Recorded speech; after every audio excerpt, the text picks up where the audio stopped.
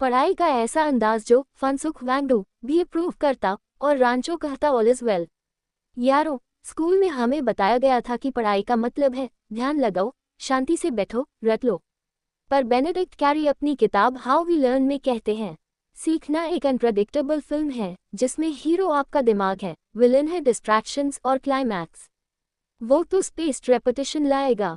नमस्ते दोस्तों, मैं हूं आपकी समरी वाली और आज हम जानेंगे वो मेमोरी के राज जो घाजीनी वाला संजय भी जानता होता तो शायद अपनी गर्लफ्रेंड का नाम याद रह जाता। लेखक की पहली सोच, भूलना इक्वल्स लर्निंग का भयाजी स्माइल। कैरी कहते हैं, जो चीजें हम भूल जाते हैं वो दरअसल दिमाग का सिग्नल है, ये कंटेंट जरूरी है, इसको दोबारा दोहराओ। जैसे गब्बर बार बार पूछता था कितने आदमी थे, वैसे ही दिमाग भी बार बार पूछता है याद है या नहीं। एक्सप्लेनेशन, जब हम कुछ भूलते हैं और फिर याद करते हैं तो वो मेमोरी डीप हो जाती है। सीधी बात, भूलने से घबराओ मत, उसे टूल की तरह यूज करो। अब सोचो, अगर मैं हूं ना, मैं एसआर की पढ़ाई करते हुए बार बार भूलता तो वो बोलता तुम भूलते हो क्योंकि तुम जीनियस बनने की तैयारी कर रहे हो। लेखक की दूसरी सोच, सेटिंग बदलो वरना दिमाग बॉ हो जाएगा।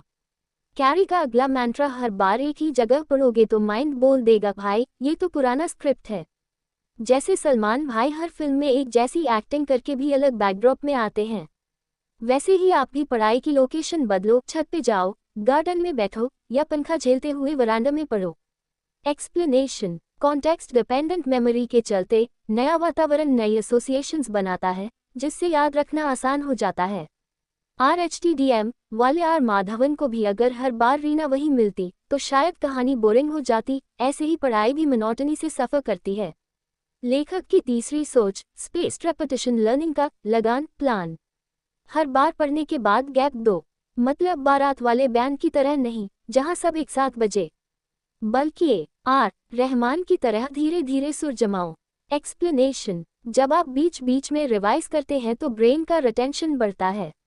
जैसे वीर शोले वाला धीरे धीरे शादी की सोचता था, वैसे ही माइंड भी कंटेंट को धीरे धीरे पक्का करता है। तो अगली बार अगर कोई बोले रात भर पढ़ डाला तो आप मुस्कुराते हुए कहो स्पेस्ड रेपिटेशन कर भाई, ब्रेन को भी टाइम चाहिए डाइजेस्ट करने के लिए। लेखक की चौथी सोच, नींद असली मेमोरी की माँ।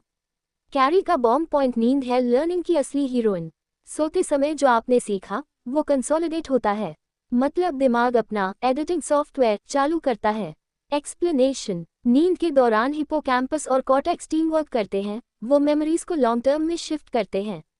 मतलब अगर आप राजू रस्तोगी बनकर रात भर जगे तो सुबह साइलेंसर की तरह फुस हो जाओगे।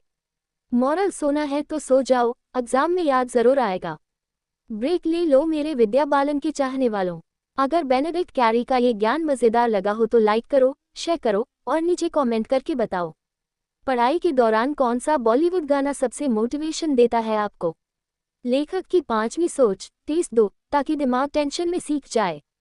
भाई कैरी बोलते हैं हर टेस्ट एक लर्निंग मशीन है, मतलब खुद को बार बार टटोलो, flash cards, quizzes, random questions. जैसे आमिर खान ने तारे ज़मीन पर में ईशान को चुपके से टेस्ट करवाया था ताकि लर्निंग मज़ेदार लगे। एक्सप्लेनेशन, जब आप रिकॉल करते हैं तो ब्रेन स्ट्रॉन्गर कनेक्शंस बनाता है। Recall is better than rereading. कहानी का मॉरल, रिवीजन मत करो, टेस्ट लो। लेखक की छठी सोच, ब्रेक्स और डिस्ट्रैक्शंस भी है प्यार का पंचनामा। कैरी मानते हैं कि हर बार कंसंट्रेशन की तलवार चलाने से ब्रेन भी बॉ हो जाता है। थोड़ा ब्रेक, थोड़ा घूमना, थोड़ी मस्तानी वाली चाय, सब मिलकर बनाते हैं एक परफेक्ट लर्निंग मसाला। एक्सप्लेनेशन, इंक्यूबेशन पीरियड यानी ब्रेक के टाइम पर सबकॉन्शियस माइंड सॉल्व करता है पेंडिंग प्रॉब्लम्स। जैसे डियर जिंदगी में आलिया भट्ट को प्रॉब्लम का सल्यूशन साइक्लिंग करते हुए मिला, वैसे ही आप भी स्टडी से ब्रेक लेकर हल्के मोमेंट में ब्रेन को प्रोसेस करने दो। लेखक की सातवीं सोच, मल्टीटास्किंग इक्वल्स ब्रेन का रेस 3, कंफ्यूजन ही कंफ्यूजन है। कैरी ने साफ बोला एक टाइम पे एक काम करो नहीं तो ब्रेन बोलेगा यमला पगला दीवाना। एक्सप्लेनेशन, मल्टीटास्किंग से लर्निंग एफिशिएंसी घट जाती है, अटेंशन स्कैटर होता है और मेमोरी फॉर्मेशन बिगड़ जाती है। यानी पढ़ाई करते वक्त व्हाट्सएप, इंस्टा और यूट्यूब एक साथ नहीं तो एग्जाम में आंसर की जगह मीम याद आएगा। Final Bollywood style take away याद रखो, सीखने के लिए सिर्फ किताबें नहीं थोड़ी चतुराई, थोड़ी नींद, थोड़ा फन और थोड़ा एक्सपेरिमेंटेशन चाहिए। बेनेडिक्ट कैरी की ये किताब याद दिलाती है कि हर स्टूडेंट में एक रांचो छुपा है, बस उसे ट्रेडिशनल पढ़ाई के डर से आज़ाद करना है।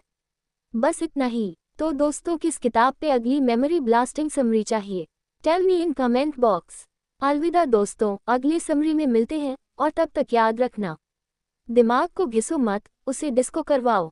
सीखना भी एक बॉलीवुड डांस है, रिदम में आओ और मजे लो।